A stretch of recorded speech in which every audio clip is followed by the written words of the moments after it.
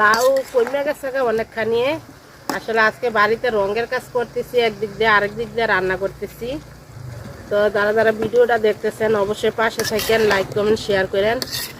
তো ইনশাল্লাহ সবার মন ভালো করার মতো ভিডিও ইনশাল্লাহ সামনে করব।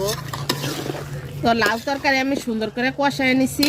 আসলে বাফের জন্য কিছু দেওয়া যায় না, ওই যে বাতাস হইতেছে যে এই জন্য মানে বাফ উঠতেছে।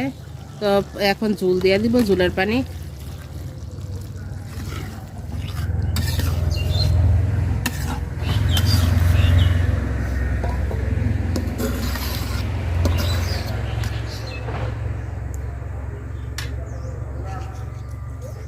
তরকারি আমার বলক এসে গেছে, লাউও সিদ্ধ হয়ে গেছে।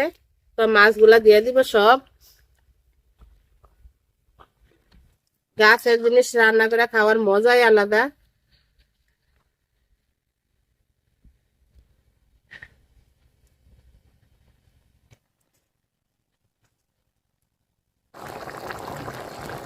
তো তরকারি আমার হয়ে গেছে, এখন ধনিয়া পাতা দিয়ে নামাই দিব। ধনিয়া পাতা বেশি করে দিয়ে দিব। তো যারা যারা এতক্ষণ ধরে ভিডিওটা দেখছেন সবার অসংখ্য অসংখ্য ধন্যবাদ। তো ভিডিওটা যদি ভালো লাগে লাইক কমেন্ট শেয়ার করেন। আর ইনশাল্লাহ চেষ্টা করতেছি ভালো ভালো ভিডিও করার জন্য, আপনারা যারা যারা আমার ভিডিও দেখেন মন খুশি করার জন্য আপনাদের। তো অবশ্যই পাশে থাকেন। তো আল্লাহ হাফেজ, আসসালামু আলাইকুম, সবাই ভালো থাকেন।